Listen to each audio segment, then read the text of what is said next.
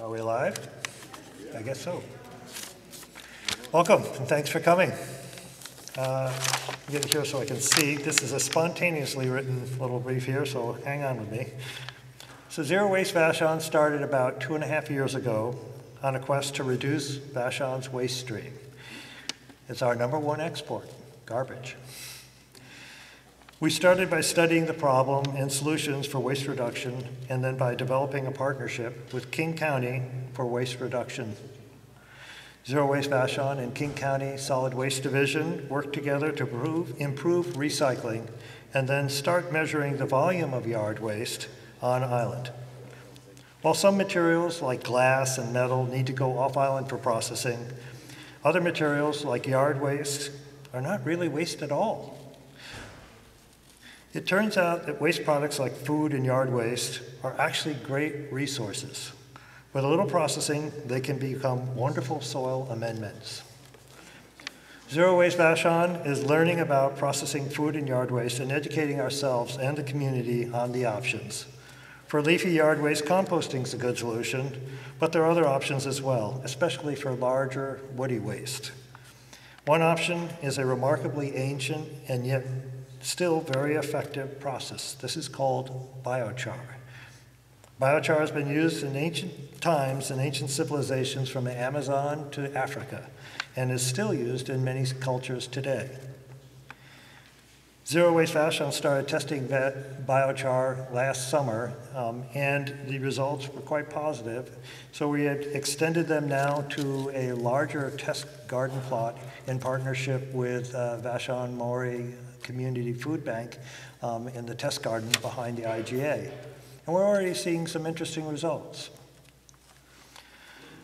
Zero Waste Vashon is working on educating ourselves and the community on our options to turn waste into resources that stay on island. This process will reduce trucking and ferry trips, which will in turn reduce carbon emissions, while providing the community with premium quality soil amendments. As part of educating ourselves, we have found that we are very fortunate to have some knowledgeable experts here in the Northwest. Last year, Ken Miller introduced me to Norm Baker, who has not only studied biochar intensively, he walks the walk and puts it into his own gardens and produce. It's my pleasure now to introduce you to Ken Miller, Island Char Czar, who will now introduce Norm.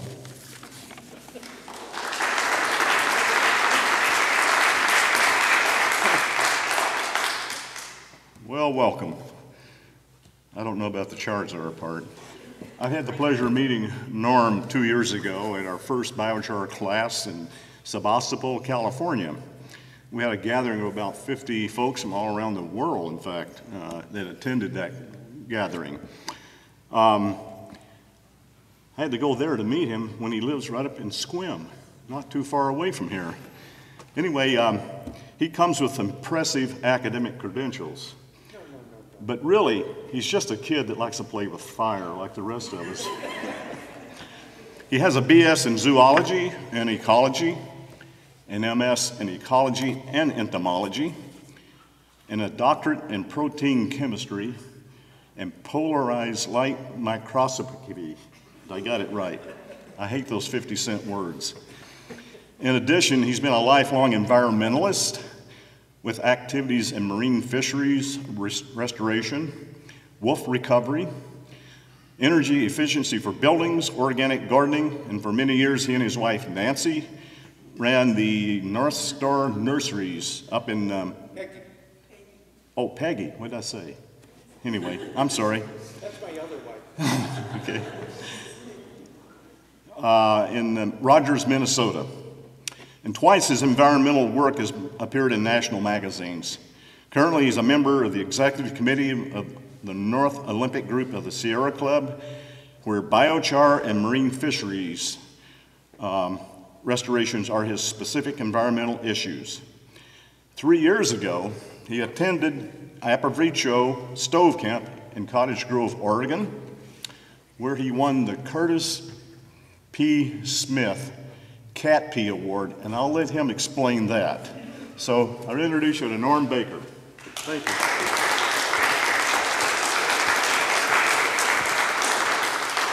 Boy, with an introduction like that, I feel like I've got to deliver, you know?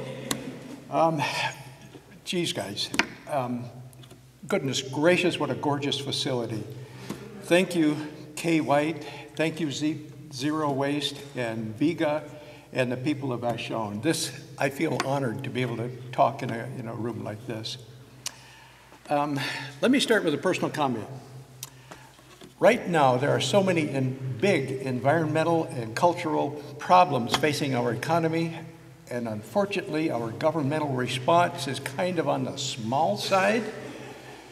In fact, it's often kind of silly, to be honest about it. But one of the things that really gives me hope for the future of mankind and the American way of doing things is when groups come together like this, grassroots activists who just want to know a better way and work together to do something in a better way. And thank you very much. I sure appreciate that.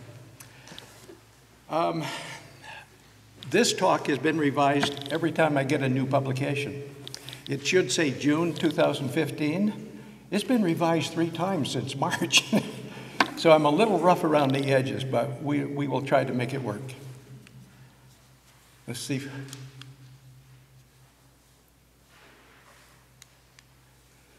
Biochar is the answer. It's a miracle. Guys, biochar is almost too good to be true. You read some of the literature, and it's touted to be the miracle of the ages. Be careful of what you read on the internet. Be careful what you read in the magazines and the newspapers. Stick to the science, and that's what I'm going to do today. I'm going to talk just about the science. I'm a science nerd. I love to get in there and get all complicated with all this stuff, you know. And stick to the science, and you'll be in real good shape. This is kind of the outline we're gonna follow today.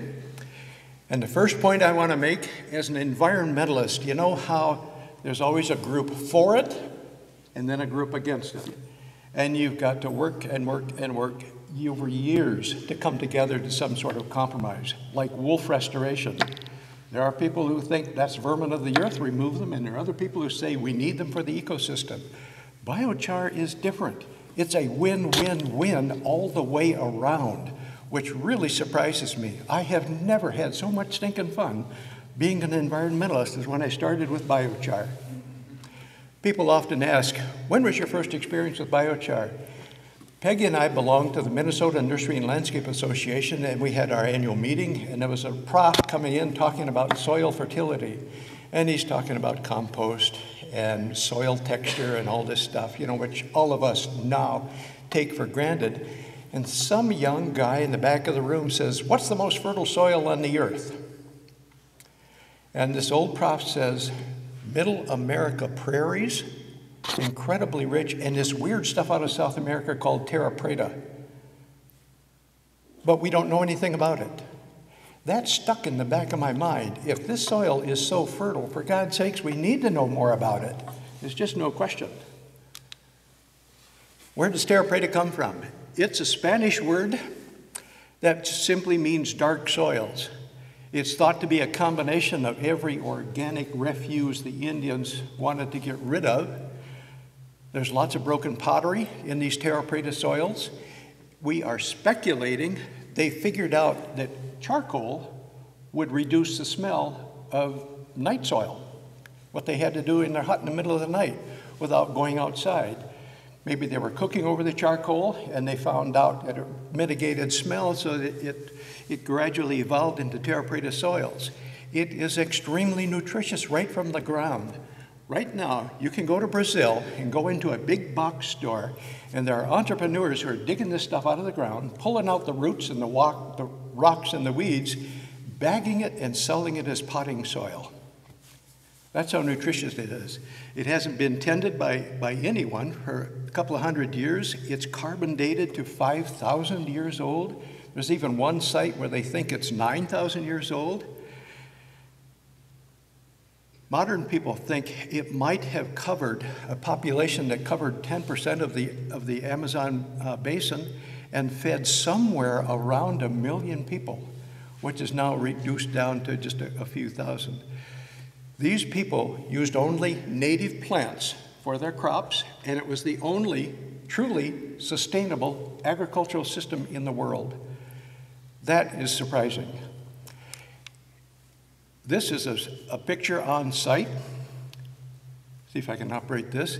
This is the biochar soil. It's about a full yard deep. This is right next door, unamended soil. Does the unamended soil look like yours and mine? It sure does at my place. Oops. The question is, how did we lose this information? How did we lose the only truly sustainable agricultural system in the world? Turns out Spanish conquistadors brought 3 diseases like measles and mumps to a susceptible population, and they started dying off extremely quickly.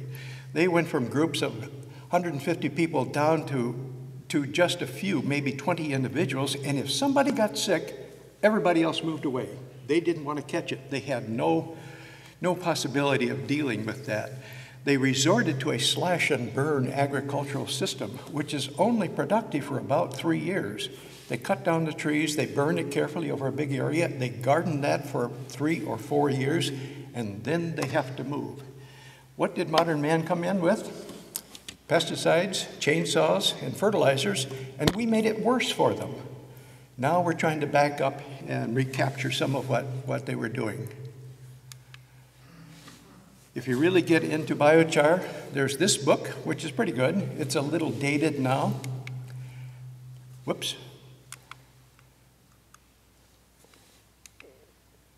This one is the one you want to pick up and read. It is currently about to undergo revision and updating. There is so much new information about biochar, it's staggering. I have to update this talk every time I give it. Just so you know, yours truly has been asked to contribute a chapter to a book this man is editing and writing on Biochar Manual for Farmers. I was so pleased, it gave me goosebumps to be asked to write that. And you'll see some of the data that I'm going to write about. This one is pretty good, especially if you're a climatologist interested in global warming.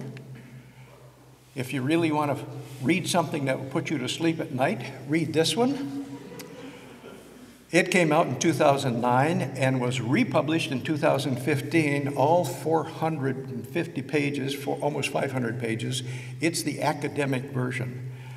I get off on this stuff, you know, so I've got to read it.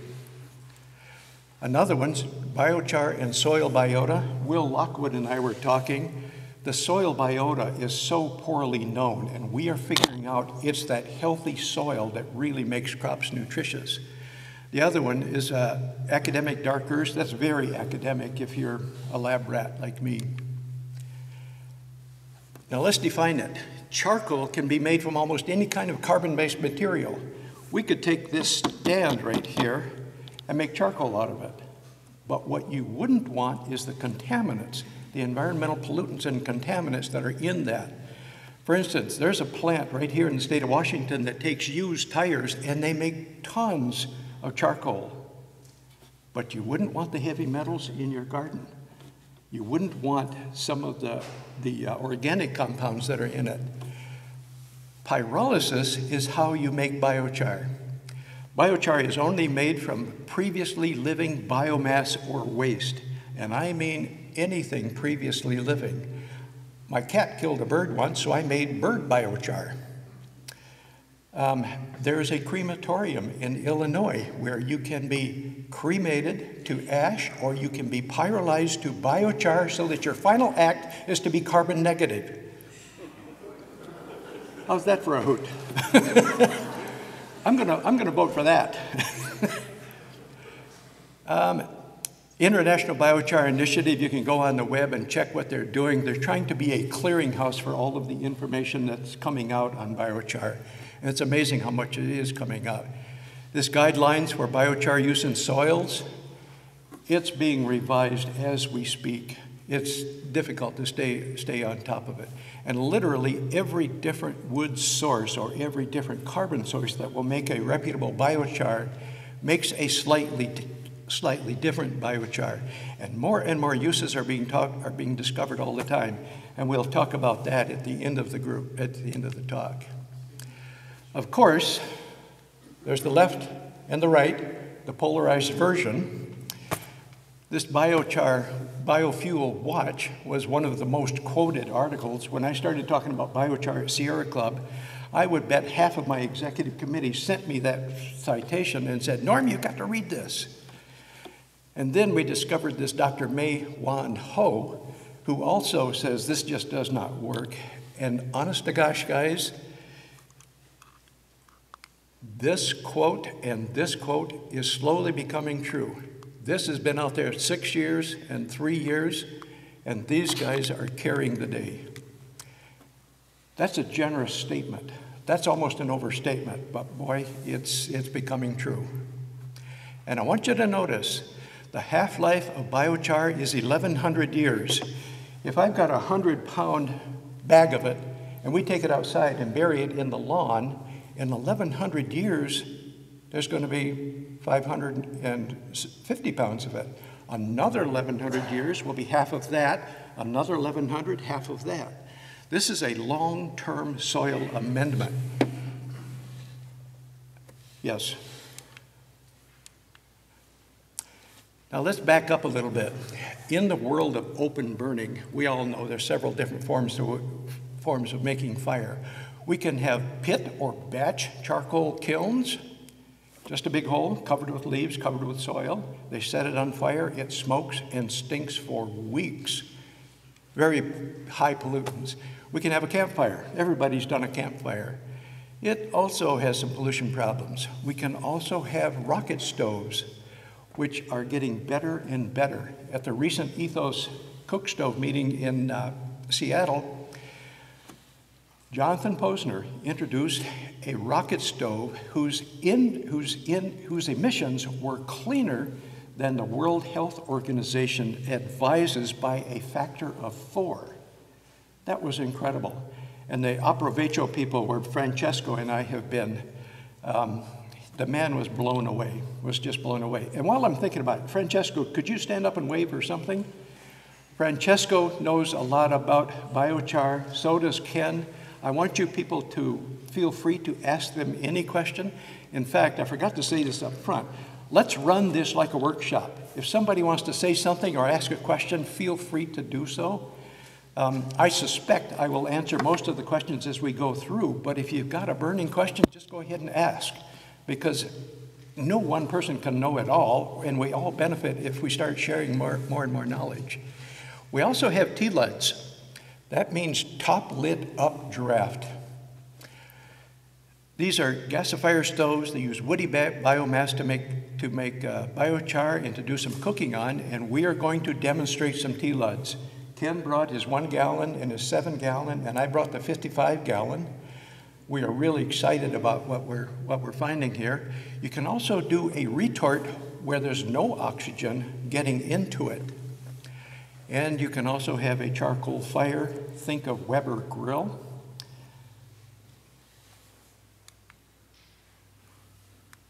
This is a pit charcoal maker, the most common form of making charcoal in the world. The wood is stacked in there semi-dry. They cover it over with leaves, cover it with soil, set it on fire, and it does that for weeks on end. I think we missed one. This is an old-style steel charcoal kiln.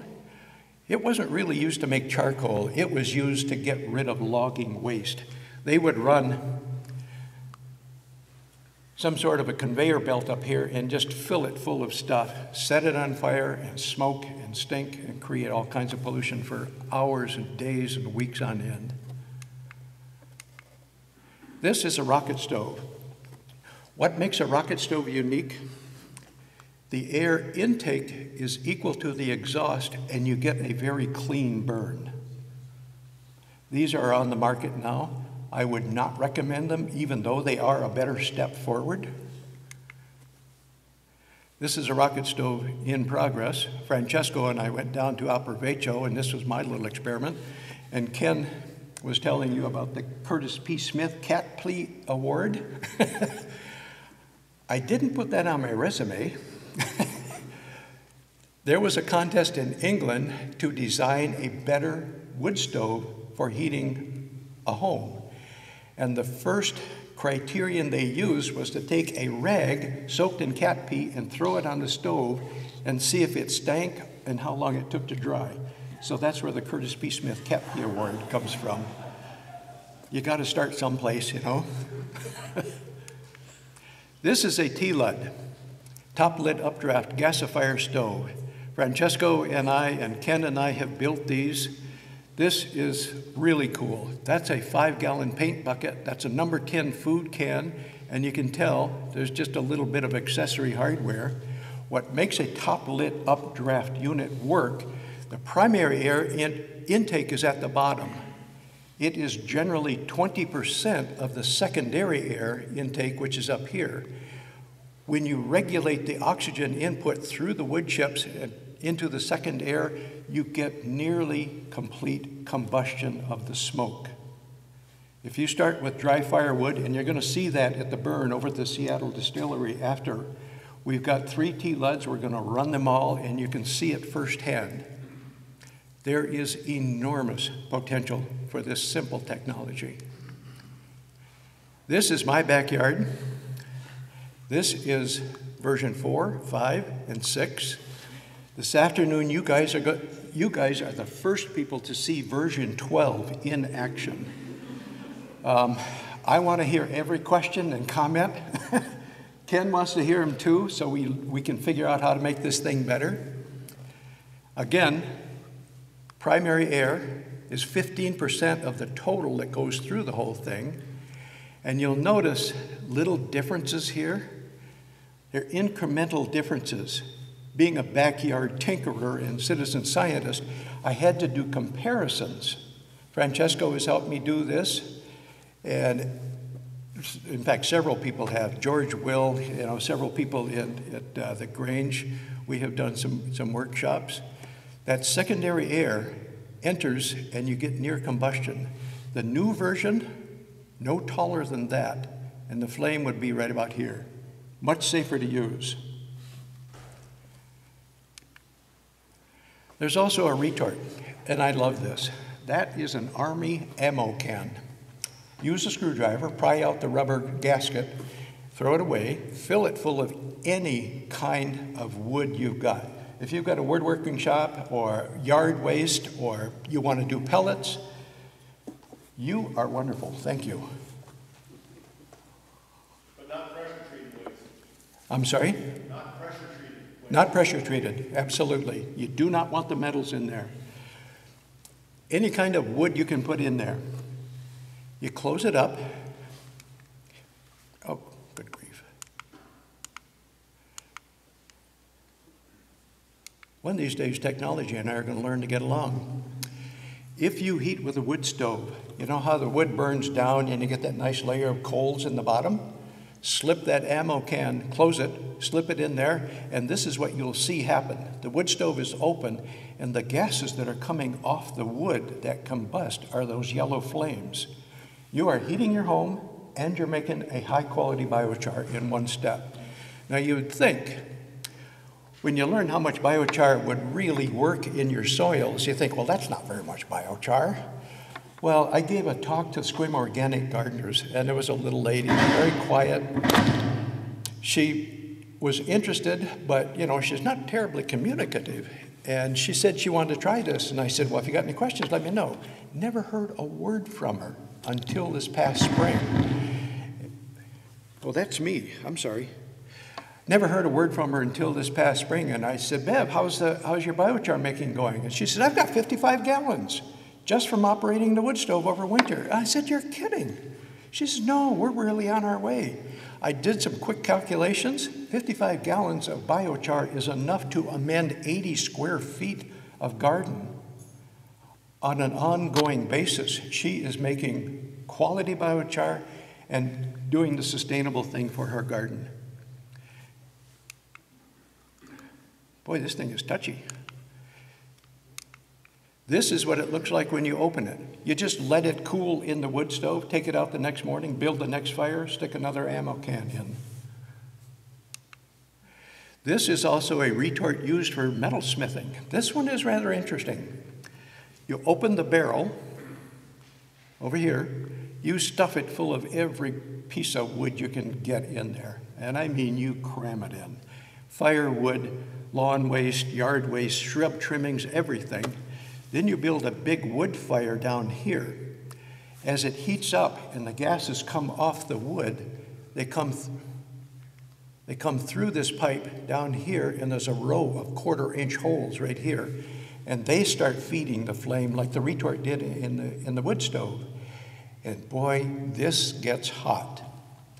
There's one video on YouTube where a fellow built one of these out in his yard, and it got so hot it melted his TV cable underground.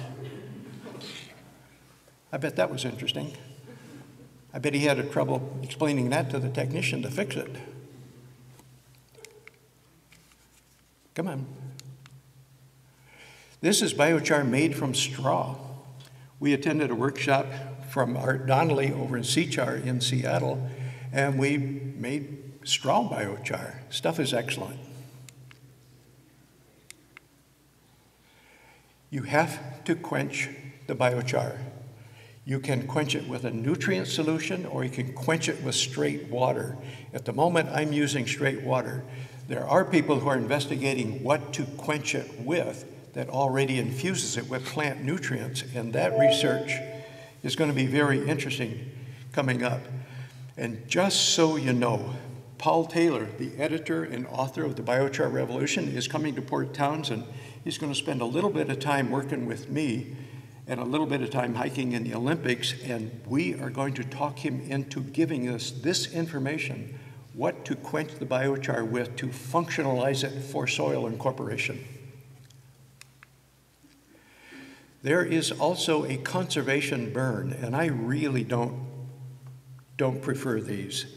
You see exactly what it is. Medium-sized logs, then bigger logs, always stacked in this fashion. You get up to smaller logs, you get a nice big pile about this high. You light it on top, always from the top. If you burn that from the bottom, you'll get ash. You're wasting all that resource. Start it at the top. Holy cow.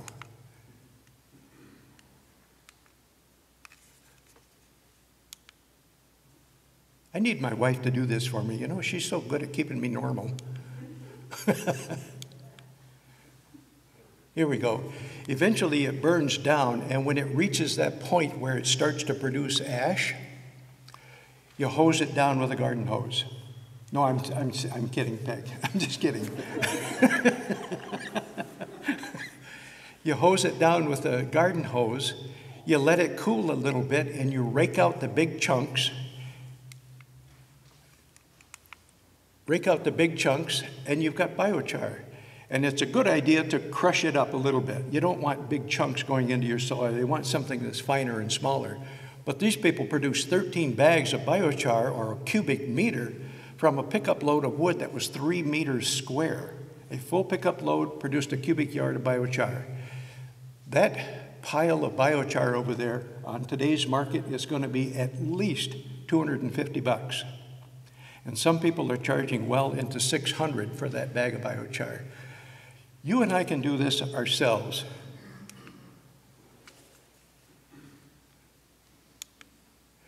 This is where the rubber meets the road.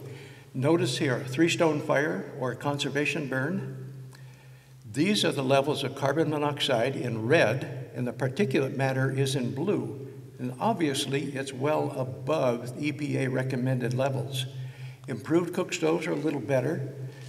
The rocket stove is significantly better, but look at this tea lead that saves biochar. That is so much better, it's incredible. Much, much less carbon monoxide coming off, much, much less particulate matter. And look at the charcoal stove, your Weber grill. Granted, the particulate matter is low, and the truth is I had to put that figure there to make it fit on the slide because it actually belongs up here. Every year we hear somebody trying to warm themselves with a charcoal fire in a closed house over winter when the power goes out, and they get serious problems from it. Notice also the retort has about that same level of emissions, very, very low. One of the things I really believe in is the democratization of biochar. There are some corporate entities that are coming online trying to make biochar. Good for them. We need, however, to have it at all levels of society. And right now, about 90% is made by do-it-yourselfers. Guys like Ken and Will making it in their backyard. Some of the permaculture farms are starting to use it. I think they've only been using it just a couple of years. Entrepreneurs are popping up everywhere. They're starting to surface. Corporate is just now getting into it. Right now in the Pacific Northwest, there's only 25, I think it's 25 or 29, maybe Francesco knows this better, businesses that are entrepreneurial trying to do biochar. But as far as I know, only a couple are actually functional. For counties, states, and national, nobody is doing it. Nobody is doing it. International Biochar Initiative is trying to do it, and the United States Biochar Initiative is trying to inform the political machinery, but so far it just hasn't happened. We do need some sort of legislation because the biochar is the principal thing to fight global warming. There are two basic ways to make biochar, and you saw them in the previous slide: a retort or a top-lit updraft unit. And you have to make it at about 500. That's where the biochar has the best cation exchange capacity, 500 degrees centigrade. That's kind of hot. And whatever the size of the T-liter retort, the feedstock has to be dry. And we could talk about that if you guys are interested. And you have to be able to control the oxygen so that you get biochar and not ash. And you want to tune it to avoid the carbon monoxide and the particulate matter. There is also another way to make biochar, and somehow I missed putting this in the slide. You see this? It's a giant cone that's about as wide as my arm spread, about this high. It's called a Kontiki kiln. Paul Taylor created that, and it was published about 1.5 years ago. The problem is the Kontiki is going to cost you $2,000. That doesn't fit into the democratization of biochar where the do-it-yourselfers and everybody can make a good quality product. But if you want biochar, you've got two options. You can buy it with transportation cost, and it is always transportation cost that are the #1 factor when you start shipping natural resources around. Wholesale by the cubic yard, look at those figures, $250 to $680 right now for a cubic yard. That's 3 foot by 3 foot by 3 foot. That's obscene. These other people, they're charging for a quality product, but it is still expensive. All of them are advertised as biochar, but you have to charge the biochar with some sort of plant nutrient. So the actual biochar is only down about 30 or 40%. Well, 20% in some cases, and the rest of it is compost of some form. You're paying $4 a pound when I can buy a cubic yard of wood chips, make it in my backyard at a cost of 64 cents a pound. That is the democratization of biochar. Make it yourself and make it cheap because it's just as good as anything. And what I recommend for you people here on the island of Vashon, organize a group of folks, borrow a trailer, build some T-LEDs in a big T-LED building workshop, start accumulating waste, yard waste, any kind of woody waste, and work with whoever's got a big chipper and make a big bunch of biochar and share it in the fall. It just works like a charm. It's obviously also organic. Whoops. Now, if we're gardening without biochar, ammonium nitrate is the most common fertilizer in the world because nitrogen is the most volatile and labile plant nutrient in the world, used in an enormous number of formulations. You can lose 40% putting it into your soil. It washes away in the water, it evaporates into the air, and 40% of the money you spent for it is simply gone. Nowadays, people want to do an organic garden and avoid the chemical fertilizers. Even if you use a good organic fertilizer and you work up your garden and we get one of these 5-day rains coming in the Pacific Northwest, you can lose 80% of your nitrogen just washing away. You can lose 172% of your calcium and 136% of the magnesium. All that was, I shouldn't say all, most of what was in there, plus what you put in there to bring that garden up to a real nutritional level. The secret of biochar is that it has a negative charge and it acts like an anion, so it gloms on to the positive charges for almost all of the plant nutrient elements, all of the elements necessary for plant nutrients. The nitrogen, phosphorus, potassium, calcium, magnesium, and others. And one thing we can't quite figure out, it also grabs onto the anions under certain circumstances, and people are trying to figure that one out.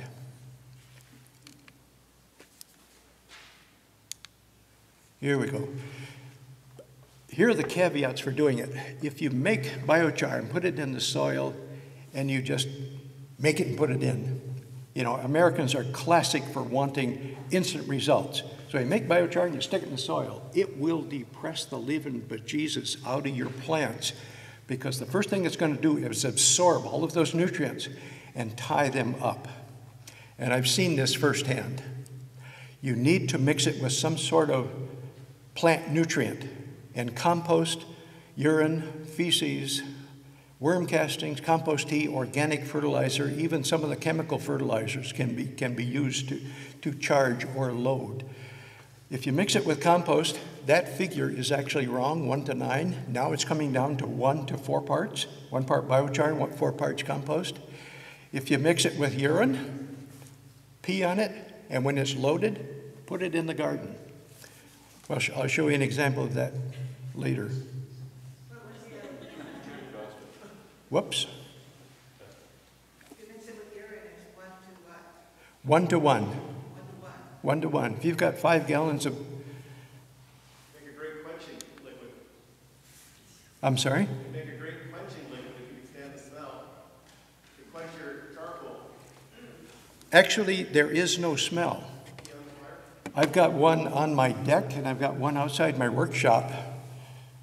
Hardware screen about this big around, about this tall. Straight biochar goes in and I use it, and it will last me a good 3 months with very little smell.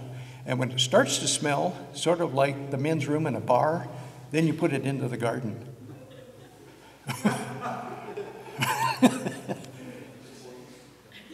What happened to the PowerPoint? We're working on it. Okay, are there other questions? Guys, feel free to ask anything, because if I can't answer it, Ken can, or Francesco. You might point out that activated charcoal is used all around the world for odor control. I have a question where Zero Waste is starting to experiment with bokashi. And so home waste, can you put biochar in the mix of bokashi and get nutrient storage in the charcoal from that as it's stored there? Would that provide nutrients? Yes, it will. We are going to talk about, we will talk about plant nutrition a little bit later and actually go earlier than that and bring you up to speed on the science. Boy, I hope I didn't do that. No. Another question? There we go. Back. You're back. Can you talk about the level of carbon sequestration and what we could expect on Vashon? How could we work out the numbers of that? I'm sorry, the level of? Carbon sequestration. Sequestering carbon on Vashon. We will talk about that. We will talk about that. The problem is that kind of research is right at cutting edge right now, and they're still kind of working that part of it out for carbon sequestration. Let's see. Oh, I'm sorry. Another question? Yes, sir. I'd be curious, what does biochar do to the pH of the soil? There's always a little bit of ash in the biochar. You can't avoid it.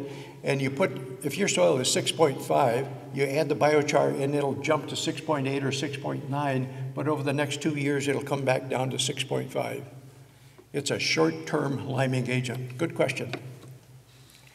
Important point, you have to charge that biochar before you put it in your garden soil. It's the biochar that creates the healthy soil, that creates the microbiological community that makes the soil healthy, that will produce the vegetables that you want to see produced out of your garden. Try this once more. You would not believe how many pictures I've seen like this. Biochar and NPK, nitrogen, phosphorus, potassium, just straight fertilizer. This is unamended, poor soil, basically subsoil. This picture was taken at Iowa State from Biochar farms. And look at the difference in how the corn responds. This is a picture in Brazil. Same young man, side by side corn, or excuse me, side by side soil and crop differences. That's pretty remarkable. How much biochar should you add? 2 years ago, it was a wide open question. Some people said a 1/4 inch, other people said 5-6 inches. This slide is in your handout. And I think Gib has either passed them out or will pass them out. It's coming down to about 5 to 10% of your soil should be biochar. But the biochar has different functions in different soils. In Will's soil, which is very sandy, the biochar helps hold the water. But in Ken's soil, which is real clay, it lightens the soil and improves the tilth. But they both, in both gardens, still hold the nutrients. These are the recommended levels. But keep in mind, most gardeners think about soil that's 10 to 12 inches deep, but the Amerindians were creating soils that were 3 to 6 foot deep, apparently for obvious reasons, because it helped their productivity. But some crops go down 18 feet. This is a picture my wife took at the National Botanic Garden of all these different crops, and look at the root depth. 6 to 8 feet is pretty common. And why do they go that deep? They're pulling up nutrients that's not in the topsoil. Can you top dress or do you have to mix it in? I'm sorry? Can you top dress with it or do you have to mix it? We're going to talk about that. Come on. Here we go. This is a brand new slide. If you want to create a biochar permaculture garden, there's 4 kind of intermixed disciplines to do it. First I recommend if you have an existing garden and your place is pretty well developed, simply put in a 1/4 inch per year and work it in like you normally would do for your gardening. But if you've got a new garden and you really want to jumpstart it, brand new garden, add 10%. That's kind of a lot of biochar, about that deep, over the whole thing. Add sand if you've got clay, because it'll improve the tilth. Dig it all in. Add a truckload of compost and let it sit. The biochar will charge in the soil over that next year, and it will jumpstart that microbiological community that makes soils so productive. You also have a yearly schedule. Start accumulating your landscape waste. Maybe if you want to jumpstart it, make your own, buy some wood chips. In Squim, I can buy a cubic yard, when they actually deliver about 1.5 yards for $32. That's a lot of wood chips. And I can then make about 80 gallons of biochar. In the summer, you guys need to hold a big workshop and make some big tea lots, like we're going to show you this afternoon over at the Seattle Distillery. In the fall, you do the pyrolysis and make the biochar after the burn ban goes off. Make biochar all winter in your wood stove. Use it in a urinal outside. in a monthly schedule, garden like you normally would, but cook your meals over a small tea-lud. That's why Ken is bringing his 1 gallon. Francesco and I went to a tea-lud workshop in Seattle with Art Donnelly, and a young woman at the farmer's market came over with a big fry pan, and she was cooking fry bread on the tea-luds we had just built. That was really cool.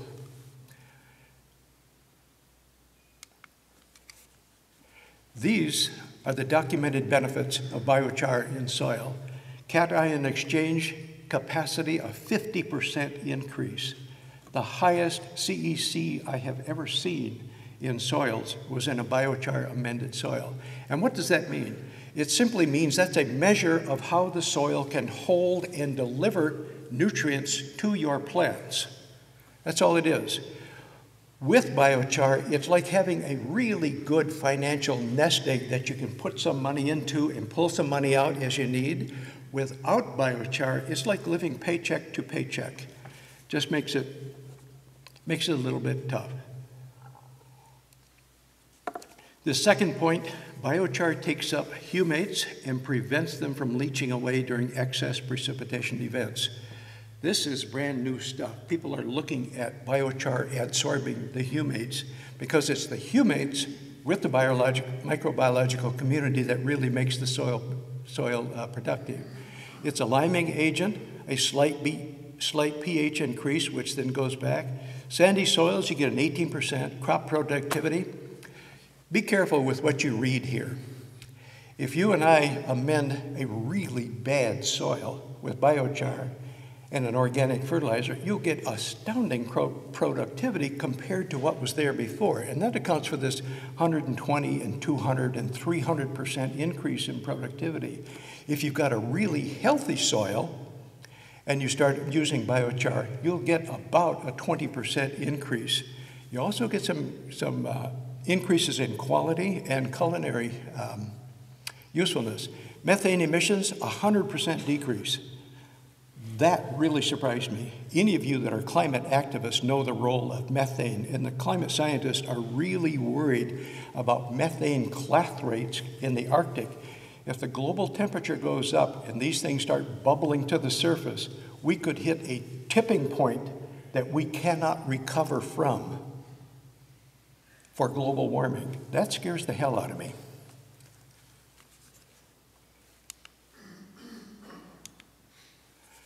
Nitrous oxide emissions, that one really surprised me. A 50% decrease in general, but on some soils there was no effect. Nitrous oxide is so important because it's almost 300 times more powerful as a greenhouse gas than CO2. Reduced bulk density, well, that's just nice. It makes the soils lighter. Mycorrhizal fungi, 40% increase. Will, you and I were talking about fungi this morning. That's exactly the kind of thing I want to see. Biological nitrogen fixation. How many people grow beans? They fix nitrogen from the air with rhizobia bacteria. The biochar helps them do that. Last year, my scarlet runner beans, they're normally about this high, 2 plants will get about this big. I had them go 8 foot and spread 10 foot in the bird netting above. It was just astounding. And great, big, delicious beans. I just love it. Pesticide remediation. When biochar was added to pesticide-polluted soil, the pesticides started decreasing. We think it's that microbiological community of all the bacteria and protists and worms and all that stuff that is actually detoxifying the pesticides.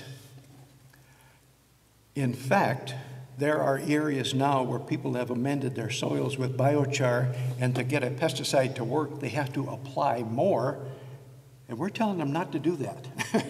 Find an organic way to do it.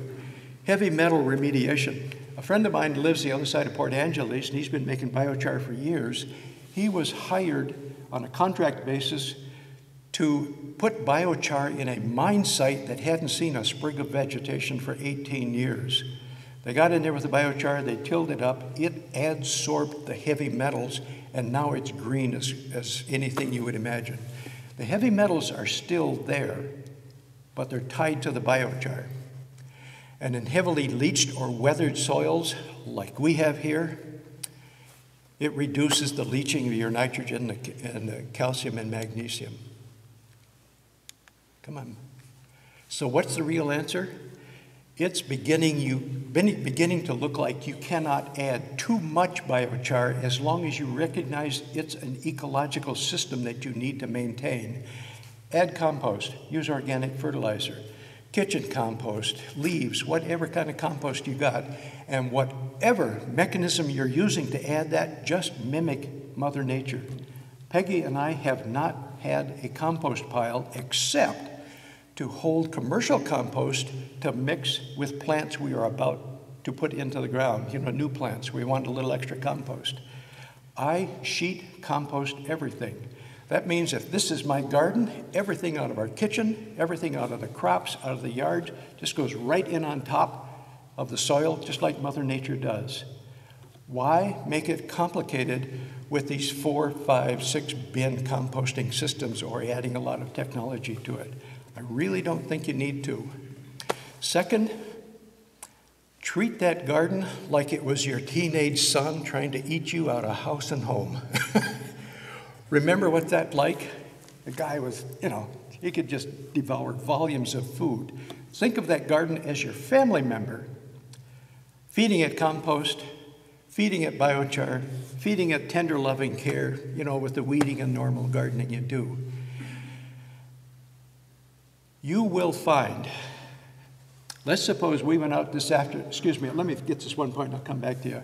If we went out this afternoon and we built a biochar garden in your garden, we added the biochar and we planted. The first year you'll look at it and you'll think, well, that looks pretty good, about like it did last year. The second year, you'll stand back and you'll look at it and you think, wow, this is beginning to really show itself. I'm beginning to feel like I'm making progress. The third year, you will think, holy buckets, I am a gardener. Stuff will get so productive. The fourth year, you will start revising your garden schedule. You'll put your rows further apart. You'll put the plants a little further apart because last year, my garden was out of control. I couldn't even walk between the rows. Stuff just went bananas, but it takes 4 or 5 years for those effects to build up. And why does it take 4 or 5 years? Will knows the answer. Microbiological community, everything. You'll dig in that soil and you'll see worms and protozoans and bacteria and fungi. You will see fungi invading those biochar particles, just living on the nutrients that are adsorbed to the surface and all the bacteria around it. And third, a talented gardener. And I've seen some gardens here in the Pacific Northwest where they add biochar. What's the big deal? A talented gardener can max out the production. They add biochar and they say, well, this isn't such a hot topic, until they look at their fertilizer bill and it's 40 to 50% less. Those nutrients are adsorbed to the biochar and they're held through the season. You're not going chemical feeding, boom, bust, boom, bust, boom, bust. You're feeding through the season. What Peggy and I have noticed, we think, we need to document this, we think our period of culinary harvest is a little bit longer. You know how beets, kohlrabi, and turnips get kind of woody at the end of the season and the kids start flinging them at each other, see if they can hit each other in the head? They don't get as woody. I had a turnip like, well, I'll show you later. I had a turnip like this that was still almost, I'm sorry, you asked a question. I had a question about pH and being able to monitor your pH as you go through, and you talk about it being like 6 months from when you first put your biochar in to when you really want to be planting on it. Maybe I heard that wrong. She's asking a question about monitoring the pH. Honest to gosh, I do not. The soil self-regulates the pH in your area. And my soil is 6.5 with biochar, is 6.5 without the biochar. But if I try to grow blueberries, which require a pH of 4.5, I have a hell of a time getting that pH down. I'm using elemental sulfur and trying to get that pH just right. And this year, I'm finally getting a few blueberries. But honest to gosh, I don't worry about it because that microbiological community seems to be self-regulating. And that's the cool part. Crop production is dependent on a particular crop. Like some things just don't respond, and other things like tomatoes and potatoes, they think it's gangbusters. Let's just really get into this. This is the shot off my deck. That's a chicken coop. This is 2,000 square foot organic garden, and this is a 2,000 square foot organic garden, okay? This side gets biochar, this side does not. And why did I do that? One of the hallmarks of developed societies is they break natural, elemental, and nutrient loops that God and Mother Nature created. The manure, the plants, everything hit the ground. It feeds the next generation of everything coming along. With my chickens, that's where the poop is coming from. The compost is coming from Peggy's kitchen and whatever we do in the yard, and I'm gardening like a typical organic gardener over here. In the fall, they switch sides. The chickens come over here, and because chickens believe in a scorched earth policy, anybody who's ever grown chickens knows this, they eat everything, they clean it up. That soil is fallow for 1 year, so they do about 60% of the weeding for me. I garden here the next year. Is it working?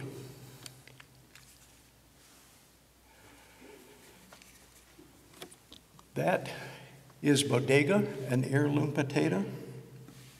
That is an Ozette, and that's a German butterball. That's a full-size Fiesta-ware plate. That is a Yukon Gold potato. And of course, that's my wife, and look at those carrots. You talk about juicy, flavorful carrots. They're just outstanding, just outstanding. One of my favorite things to do is pull out my pocket knife, pick something in the garden, go to the hose, wash the dirt off, and start munching.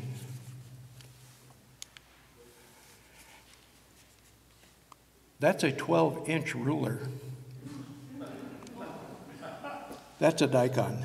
Now that was a daikon. Another Yukon Gold potato. And notice this turnip. I wish I had a better picture. It's about the size of one of my hens out there. Just for hoots and giggles, I pulled out the pocket knife and sliced off a piece. And it wasn't the best, but it was still edible. Non-biochar, biochar. And what we've noticed on the chickens, there is less shell breakage in the coop. And we're now adding biochar to the coop, and we'll talk about that a little bit later. Last year, instead of alternating chickens and garden back and forth, I decided to set up a little test garden in both sides and record everything that happened. Well, I got too busy, but I did manage to take some pictures. This is German whoops.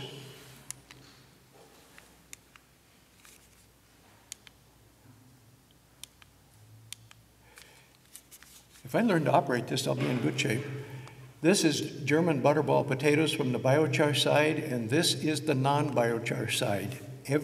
Almost every potato we harvested, unless it was, rotting or something. What do you notice? Just shout it out. The size, and what do you notice about the ones on the right? A little bit of potato scab. Organic gardeners will tell you if your plants are healthy, they're going to be able to resist pests and diseases a little better. Guys, I haven't seen a vegetable-specific pest do any damage in our garden for 3 years on the biochar side, but I do see other problems on the non-biochar side. Slugs, of course, they'll get in there and they'll eat anything they can get to, but they're not a specific pest. I thought that was really dramatic. I took that to Squim Organic Gardeners, and boy, did I make brownie points that day. This is research out of Virginia Tech. Look at what's happening with biochar biochar garden with control to a non-biochar garden. And look at this, 520% increase in the mycorrhizal fungi. That's what you want to create. That soil that is so rich, it's incredible. As long as I'm thinking about it, let me tell you about it now.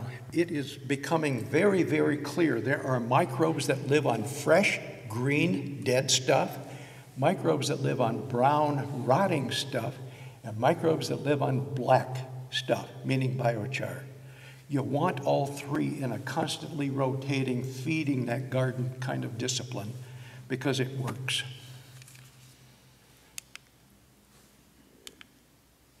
Another result out of Virginia Tech, look at that, 22% increase in tomatoes in one plot, 47% increase in another plot.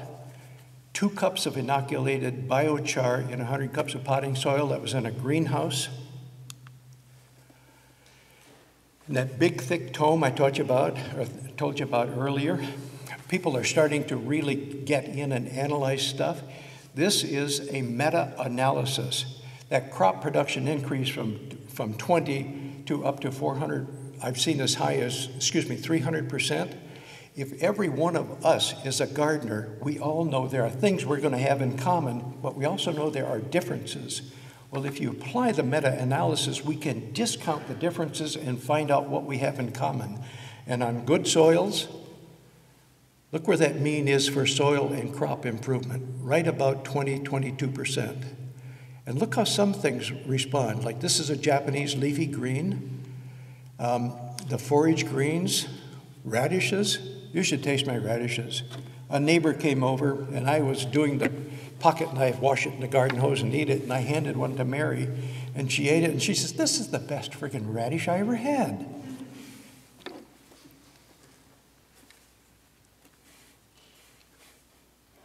Of course, some things don't respond. Look at ryegrass, thought it was terrible, didn't want to touch it at all. Beets, I have noticed our beets don't seem to get woody like they usually do. Maybe, something is going on there. I don't know what. Let me give you another metric. One year, we planted a 25-foot row of potatoes over here, and Peggy and I harvested 164 pounds, I think it was, these big plastic flats like this. And we thought, wow, that's really good. We've got a bunch of older single people in our neighborhood, so we gave them all a box of potatoes, and we had more than enough to eat.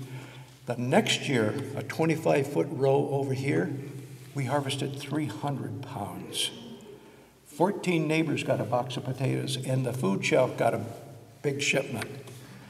It's not apples to apples comparison, it's apples to oranges comparison, but it still is really clear. Over here, I planted 3 Kamboka squash, the wonderful squash, 3 plants. We got 18 squash, nice squash. Really pleased. On this side, we got 53 squash before the plants frosted out. Just amazing. Come on.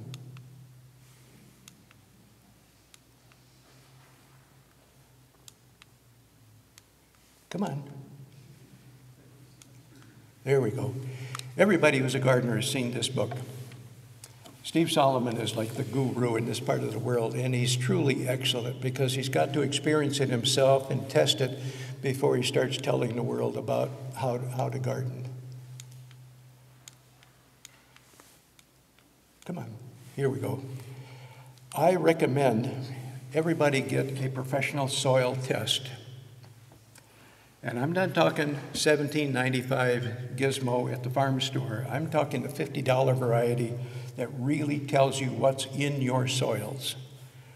This is the biochar side. I honestly was expecting my nitrogen to be much higher because it's adsorbed onto the biochar, but it's not. That tells me I've got to add more. But it tells you exactly what's needed. And for good plant growth, the paradigm has always been, well, get these levels up into the mid-range and you'll have a good garden. And that's true.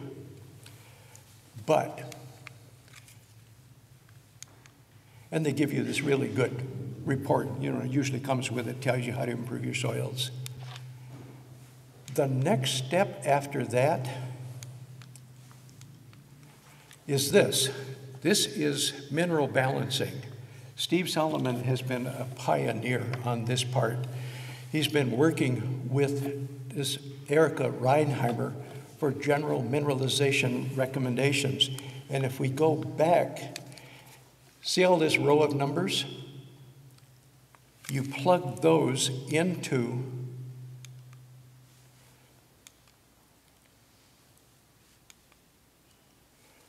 this website, okay? And I don't care what kind of plant nutrition you're practicing. It can be the finest compost system you've ever seen, or anaerobic digestion, or bokashi, or praying to the moon, or burying fish heads. What you want is plant nutrition that hits that sweet spot right here. Why is that important? It's because the various elements interact with each other. Like if you get too much phosphorus, it will interfere with your calcium uptake and vice versa. And you see what the interactions are there. What you want is that sweet spot right there in the middle. You plug your numbers into growabundant.com, and it's a subscription website, $9 a year. The Fruit Club, Vega, all of you should subscribe to that, because you can submit your soil test and it will tell you exactly what is needed for your garden soil, with your compost levels, with your style of gardening. I just love it. I substitute feather meal for soybean meal. It's a lot cheaper. I spend about $35 to $75 a year to fertilize our gardens and the landscape. Half of this I had to buy on the internet. And what's really important about this, the philosophy is, if the minerals are not in your soil, they're not going to be in your plants, and they're not going to be in your body, and you will suffer. You might not feel it, but there are a host of human diseases and plant diseases that are associated with the lack of elemental nutrition. Like if you don't have enough calcium in your soil, what happens to your tomatoes? Bingo, bingo. I haven't seen disease in our plants on the biochar side for 3 years running now, even with the goofy weather we have. That is just remarkable. Now let's switch gears a little bit. One of the broken nutrient elements is sewer systems. All that manure, all that plant nutrition in urine is just going into the ground. It gets composted, it gets sucked out, it goes to the sewage treatment plant. That is terrible. That is a waste. On a personal level towards sustainability, I really recommend this. It's as simple as you see. 1/2-inch hardware screen cloth, 2 feet tall. I cut off a pot at the top for a splash shield, and I go out there and I pee in it. One on my deck, one outside my workshop. It takes me about 3 to 4 months to load that biochar with the nutrients. And I know when it's full, because my wife will tell me, Norm, you got to get that off the deck. Good grief. And it happens over about a 4-day period. It suddenly turns stinky. I took one of those and I put it as mulch around this hybrid buckeye tree in our yard. I put it around the currants. I put it around the grape vines. I put it around the kiwi. And I covered it up with mulch, a good composty wood mulch. And see what would happen. The grass went like this. It hit the edge of that mulch and it went up like this, and then here's the mulch in the plant. Last year, my peaches, my kiwi, and the grapes all produced fruit for the first time. The currants produced fruit the first year. We just put in some apple trees, and we had an apple the very first year, just one, but still, that's pretty good for a new transplant. It just jump-starts that healthy soil into productivity. And look at this citation down here. The fellows took biochar, filled it with cow urine, put it into the field, and they got a 300% increase compared to an 85% increase with biochar only. That's remarkable. Yes, ma'am? Tell me a little bit about the timing on then putting the biochar, the loaded biochar down, and then when you talked before about kind of giving it time in the soil. Yes. just throwing the plants at it. Yep. So you already have existing grapes, for instance, and I would keep it away from the blueberries that are there, maybe, but how long would you expect to be putting it in before, like, say, fruiting season? Work it in to your normal gardening schedule. If it's time to go out and maybe fertilize the fruit trees and freshen the mulch, just add the biochar and add loaded biochar and make it work. In our vegetable garden, you can put it in any time you're out there gardening.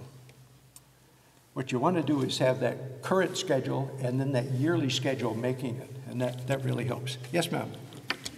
Can you load the charcoal with stuff from your septic tank?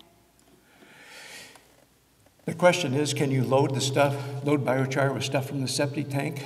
I think you can, but I've never heard of anybody trying it. I don't know why it wouldn't work. Make pumping a lot easier. It sure would.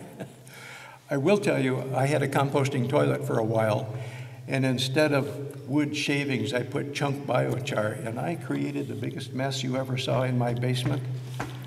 The third time I created that mess, that composting unit went out. But what I'm trying to talk my wife into, I want to convert our toilet upstairs into a urine separating toilet, which are now becoming available in this country. So the poop goes to a composting toilet, the pee goes down a thin tube to a 55-gallon drum in the basement, and once a year, I drop in a little pump and pump the urine out into biochar or pump it out onto the lawn and fertilize the grass. That happened this past year at a Swedish condominium complex that's trying to be an eco-village. They put urine separating toilets in all of the condos. It all went to a collection site in the basement. They hooked it to a pump, and they had this little applicator that was going up and down fertilizing the lawn. And everybody said, oh my God, that's going to stink, it's going to be terrible. I go, please don't do that. 2 hours later, you couldn't smell a thing, you couldn't see anything, but they got good growth on the lawn. As a first step for sustainability, especially on a living unit that size, that was definitely a good idea. Francesco.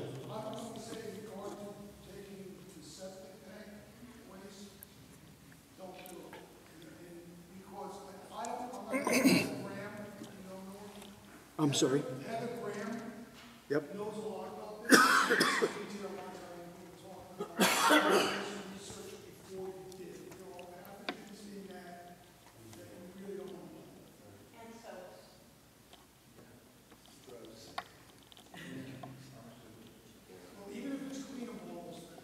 Speak up so everybody can hear. I can't even hear. You can't hear. I know.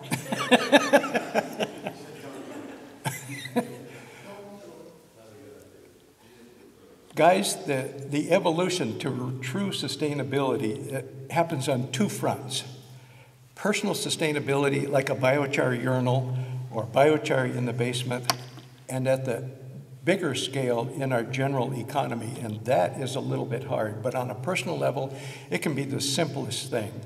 Like this, made biochar one afternoon, constructed that in the workshop, and I had good collection agents for 4 months.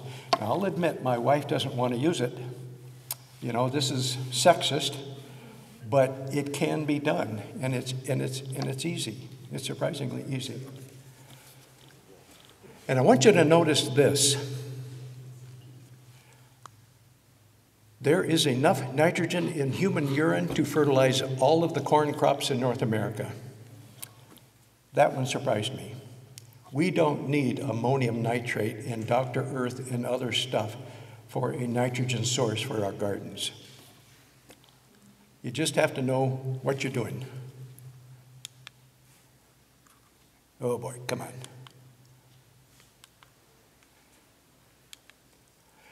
This is the kind of paradigm that's showing up. Biochar is at the center of it, and it operates like gears. We've just talked about soils improvements, and I've told you pretty close to state of the art for what's happening in the soils and garden improvements. Let's look at these other two things. And I want to point out, biochar is the low-hanging fruit for getting to sustainability, along with energy efficiency. Peg and I live in a house that costs me $150 a year to heat. We spend a lot of electricity on other things, but $150 a year is I'm real pleased with that. We have a hydronic radiant floor system where we heat with electric heat, but we heat the house with a wood stove, 1 1/3 cords of wood for the entire winter. My neighbor next door is using 7 cords.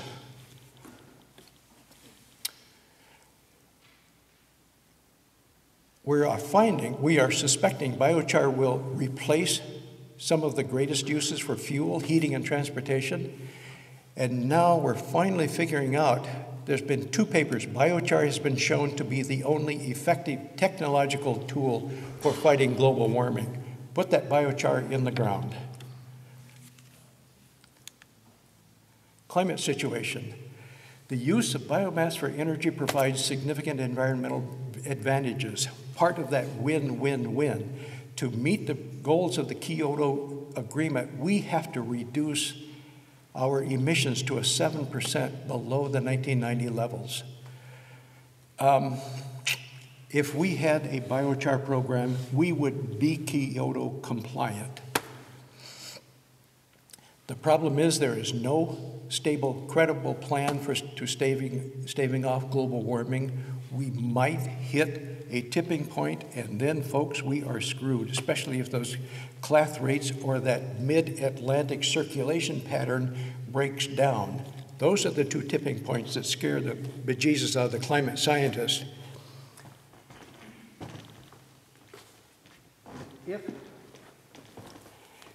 If you want to read one of the most interesting, insightful examinations of the Paris talks, read this. It's written by Albert Bates. It's acerbic, it's actual. He's a permaculture person. He did one of the books earlier on biochar. This is outstanding. I can read a page and sit here and think about it for 20 minutes before I go on to the next page. The Paris Agreement by Albert Bates is just exceptional. It's a real easy read, and he's got a real style with the language that I just love. There is no carbon capture and storage project that has been shown to really be successful. At least as of this one author. This is the ecological situation we've always thought of. You know, CO2 in the atmosphere, the plants take it up, they deposit some in the soil, and you get this big circular thing like this. We can amend that a little bit and sequester 20% of the carbon in waste wood annually, 20% of our emissions.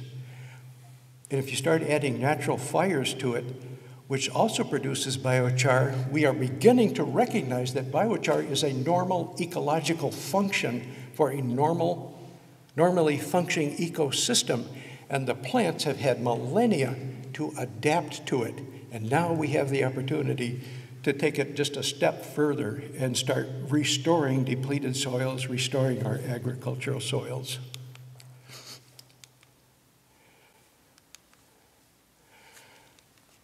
Does it work? I think I skipped a slide here.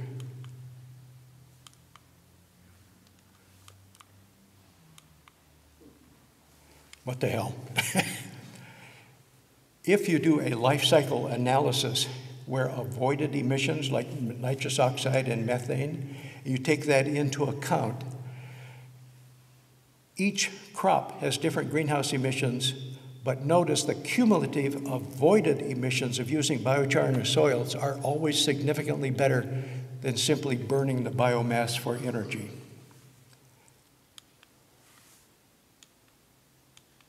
Whoops. Luckily, here we go. And if you compare published estimates of how much bioenergy is available, we are flush with biomass to make it work. And these estimates, which came out of that big tome on biochar environmental management, are all based on sustainability standards. Very important. This is what we think of when woody waste. The truth is, there is more urban and suburban woody waste than in all the forest in North America. Urban and suburban woody waste.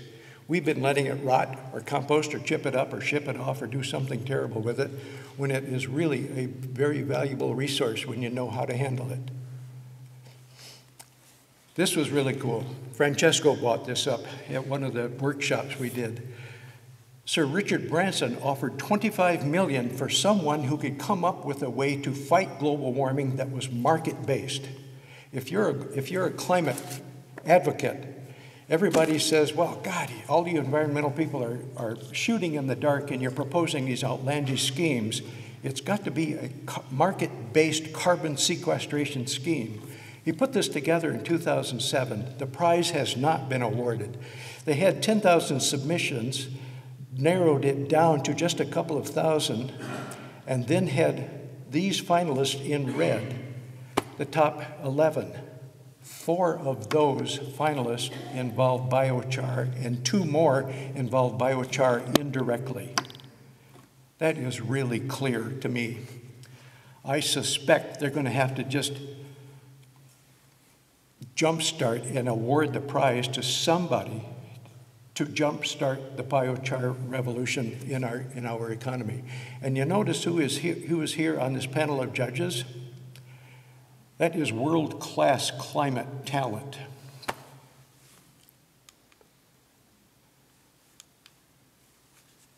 Oh, come on. Business as usual. This is where I'm going to get real nerdy on you. Each one of us has a carbon footprint, and we require almost 20 acres. We have a deficit per person of 10 acres of natural resources in this nation, which is just outstanding. The carbon footprint, each one of us generates 20 tons of CO2 or CO2 equivalents per year. A CO2 equivalent is nitrous oxide and, methane. We've got to get this under control, people. The environmental people are getting on board. If you want to read a really good assessment of the environmental impacts of all of the biochar, go to the Natural Resources Defense Council. That's an excellent position paper.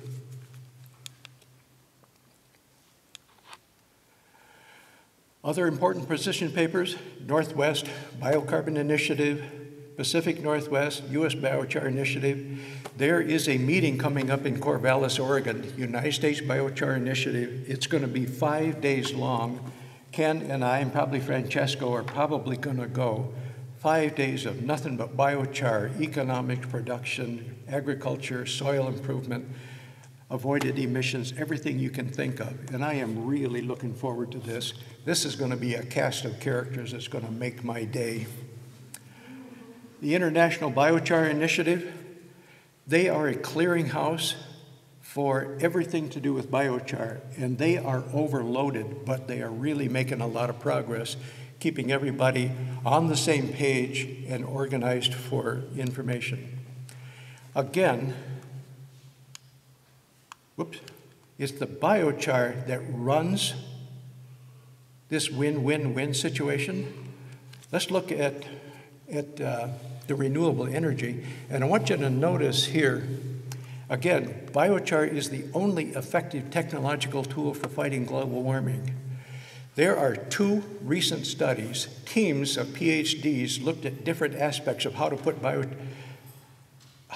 carbon in the ground, and there were some really silly schemes. Biochar was the only one that was democratized, effective, and worked for the long term. With a half-life of 1,100 years, it's there to stay. Maybe we'll even have time to get our lifestyle sustainable.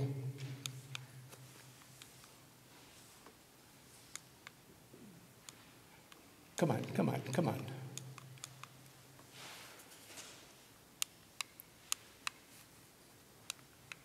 This thing just doesn't want to cooperate.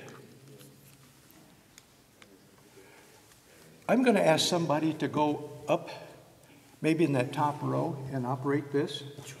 push this button here to go forward, this button to back. Okay, 5 minutes. Wow, okay. Gib tells me I got 5 minutes. As usual, I'm talking way too long.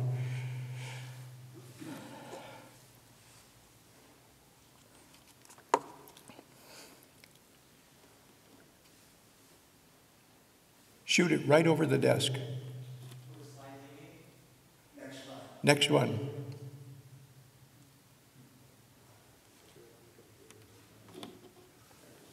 Here we go. Let me show you something you've probably never seen before. What does this look like?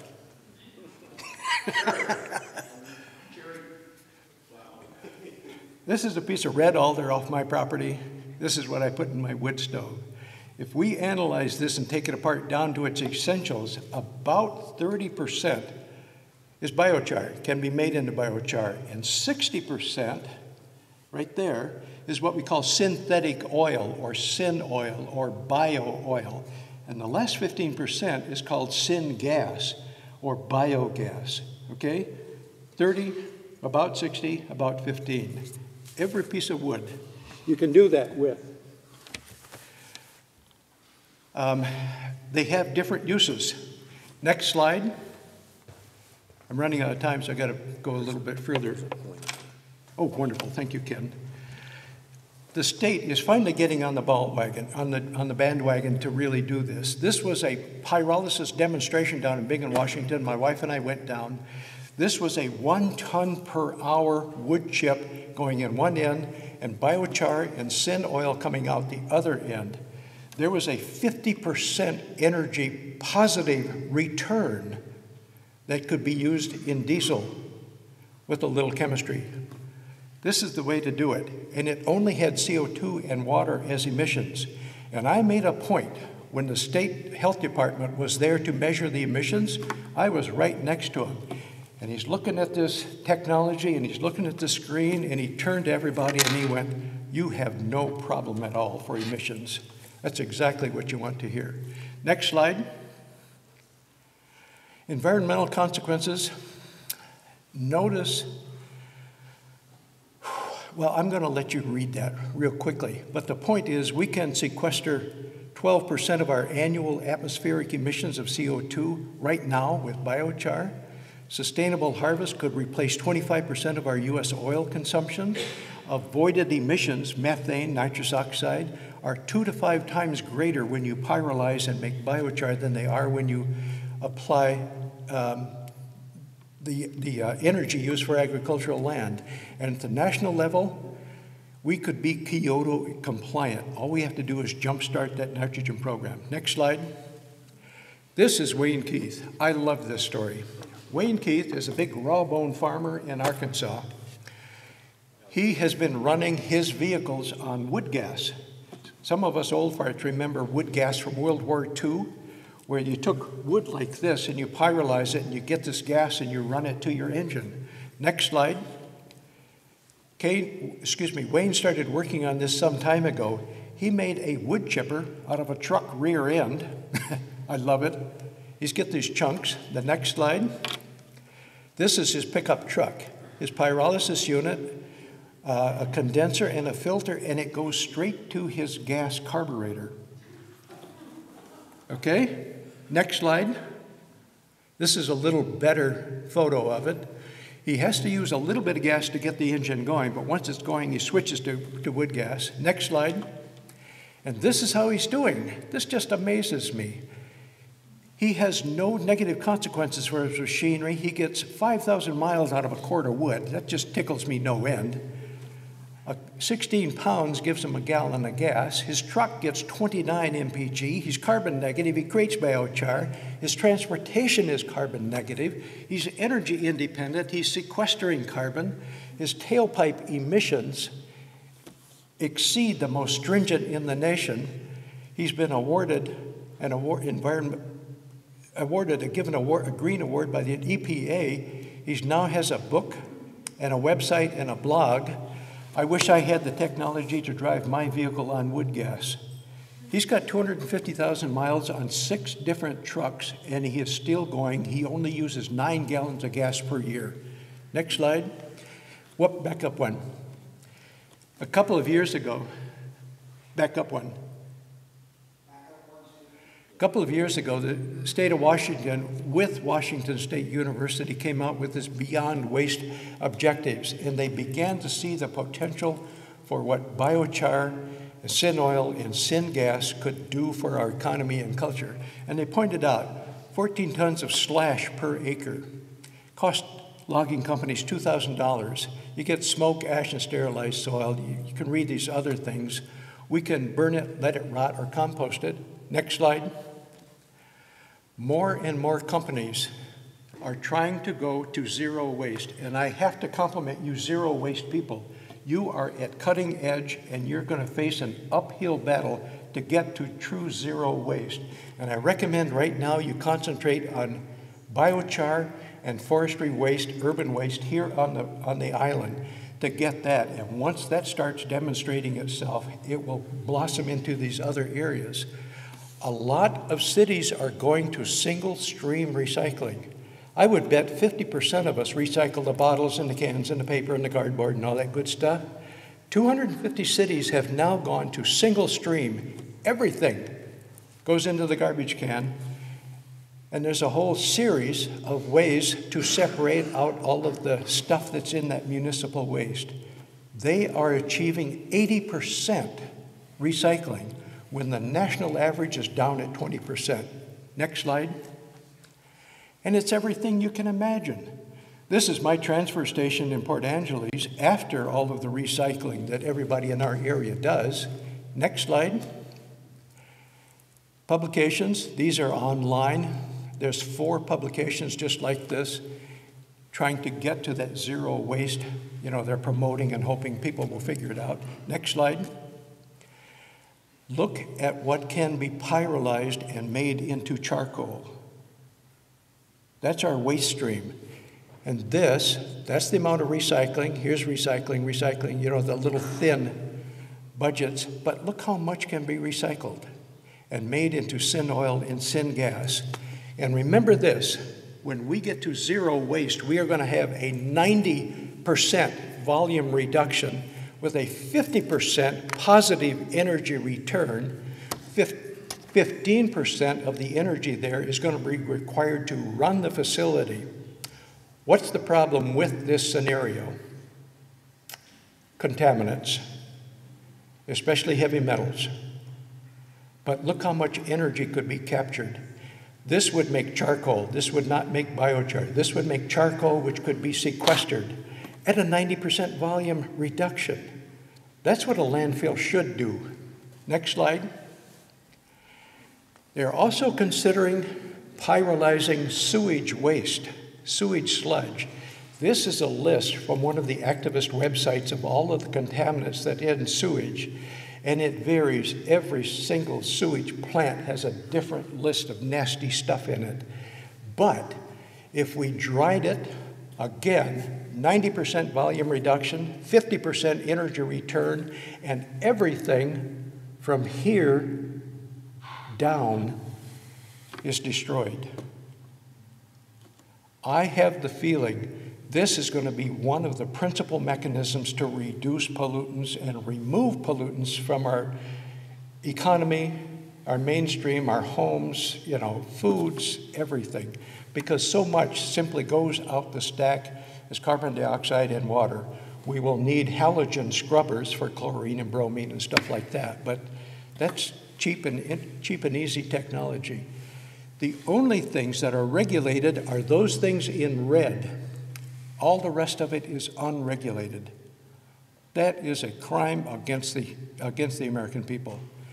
Do not ever put sewage sludge unless it's tested for heavy metals on your soil. I have a friend down by Long Beach, and his neighbor put sewage sludge like this because they paid him to take it. He put it all over his agricultural land.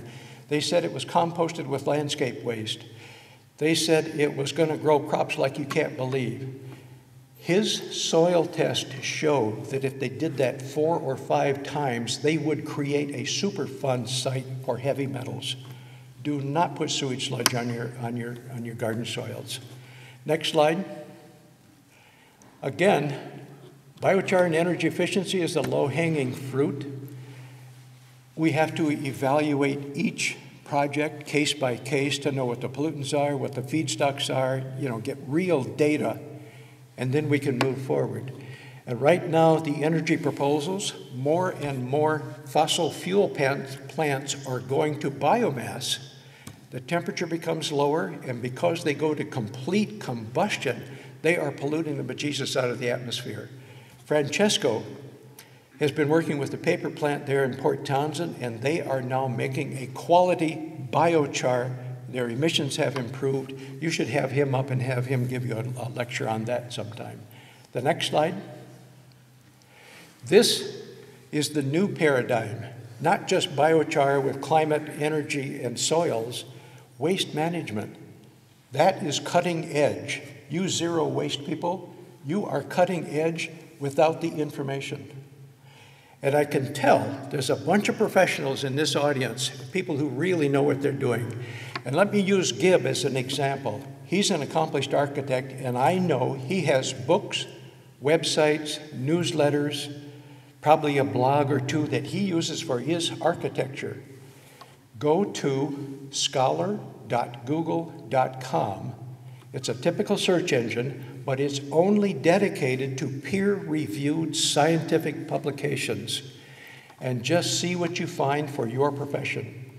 I would bet that if Gibb starts looking for biochar on Google Scholar, plus what he finds in his normal sources of information, he will find ways to advance sustainability in his personal and professional life. Remember that, scholar.google.com. That is so effective, you cannot believe it. And it's designed for somebody to write and read. You get abstracts. You'll run into some scientific jargon, but that's okay. You'll get through the jargon. Next slide. Conclusion. Biochar is going to do all of these things. It's just incredibly clear.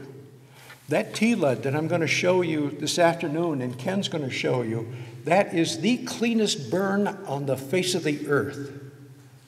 That really excites me. I mean, that really excites me. Next slide. And more uses are being found for biochar. And there are some really amusing stories. There was a lady that asked about growing blueberries.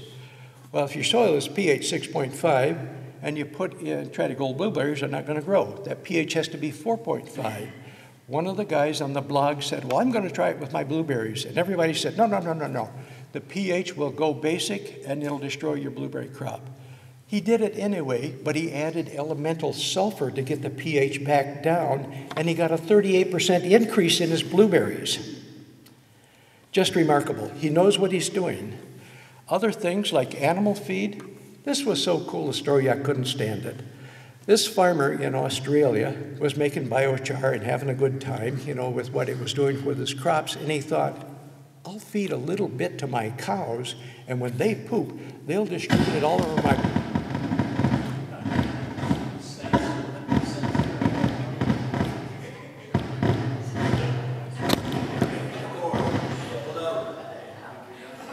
I'm sorry. He thought he would feed it to his cows, just a little bit, 1 or 2% in the cow feed. And this cows would distribute it. That one right there. Okay. All over his field. Sounds good. But his performance of his cows was so much better, he contacted a researcher at an Australian university. And this guy came out. I didn't touch it. I got it. This guy came out and applied some real science to it. His cows had an increased weight gain and an increased feed efficiency, and they didn't have any flatulence, which is methane, which is a greenhouse gas. Subsequent research has shown it works for pigs and cows, but not kangaroos. Don't you love it? Building insulation. A fellow used it in sheetrock and plaster, and the biochar was absorbing pollutants in the interior atmosphere. Who would have thought? It turns out biochar makes a really good insulator and upped the R value of his sheetrock. Who would have thought? And these other things, it just amazes me what is coming down the pike. It really is. And I think the last slide, yes, you can read this. People, are there any questions or speculations or comments? I'm open to anything. Francesco, Ken, Will, Gib, anything at all. Can I ask, my worry is that forests are going to be start using to create biochar. Can you speak to that? Every biochar expert that I have read has always adhered to sustainability guidelines, and the truth of the matter is the logging industry is required to maintain a certain level of ground cover to prevent erosion. And I don't like big clear-cut areas. I want to see 10% of the trees remain instead of the 2% they usually leave. But there's one kind of thing that's starting to happen. The Forest Service is looking at this, and what they envision is mobile pyrolyzers on truck beds. The slash gets picked up, ground up, goes right into a pyrolyzer. They harvest the energy in syn oil, and there are 2 companies now that have developed one-step catalyzed process to make it into diesel fuel. The biochar they're going to make is going to stay in the forest and get incorporated into the soil, improving destroyed soils from logging activities. It's kind of a win-win. It's starting to happen, but it hasn't happened yet. That pyrolysis demonstration I showed you, that was practically built for the logging industry. There was another one this past year that was 10 ton per hour mobile pyrolysis unit for biochar and syn oil. And you get the container of syn oil, and it just looks like mineral oil. It's clear, and it's got a, it's just a light oil. And it was the syn gas that powered all that. Other questions? Can I hold up? We're backed up. People are showing up to get the workshop demonstrations. So can we move everybody over to Seattle Distilling and we can have intimate workshop discussions? We'll have great time for questions then. Thank you. Thank you. Thank you. Thank you.